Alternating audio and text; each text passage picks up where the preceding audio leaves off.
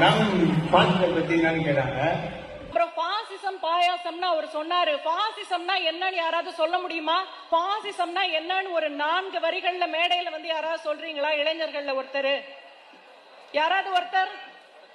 பாசிசம்னா அதாவது ஒரு ஸ்டேட் எடுத்துக்கோங்க, ஒரு ஸ்டேட்ல ஒருத்தர் தான் ஆட்சி பண்ண முடியும். ஆனா அந்த ஆட்சி பண்றது கூட யார் வேணா சேர்ந்துதான், ஆனா அவர் ஒருத்தர் தான் ஆட்சி பண்ண முடியும். அதுதான்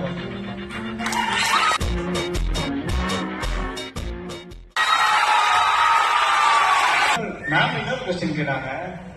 திடீர் சார் பேசினாங்க. சார் பேசினதுக்கு அப்புறம் மேம் கேட்டாங்க, திடீர்னு வரவங்களை பத்தி கொஞ்சம் இதுவா பேசினாங்க. அதுக்கு ஒரு எக்ஸாம்பிள் சொன்னாங்க மேம். திடீர் அரசியல் பற்றி அவர் பேசினாரு. நீங்க என்ன புரிஞ்சுக்கிட்டீங்க? ஒரு கேள்வி கேட்கிறேன். இப்ப நீங்க ஒரு விமானத்துல போறீங்க. கிட்டத்தட்ட 50 வருடம் அனுபவம் இருக்கிற ஒரு பைலட் இருக்காரு. நேத்து தான் கத்துட்டு வந்த ஒருத்தர் இருக்காரு. யார் ஓட்டுனா நீங்க போவீங்க? புதுசா இன்னைக்குதான் கத்துட்டு உங்களை பிளைட்ல கூட்டிட்டு போனா போவீங்களா? அதுதான் திடீர் அரசியல். இத்தனை நாள் வேற என்னவோ பண்ணிட்டு இருப்பாங்க. இப்ப முதலமைச்சர் ஆசை வந்த உடனே என்ன பண்ணுவாங்க?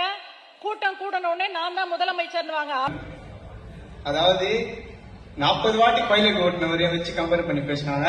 இப்ப புதுசா பைலட் வரவரை வச்சு கம்பேர் பண்ணி பேசுறீங்க மேம். ஆனா அது அப்படி இல்ல மேம். புதுசா வரவங்களே நம்ம ஏற்கணும்.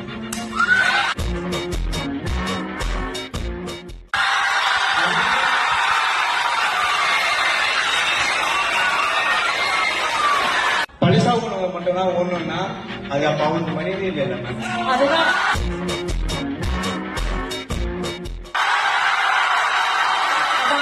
தேங்க்யூ. களத்தை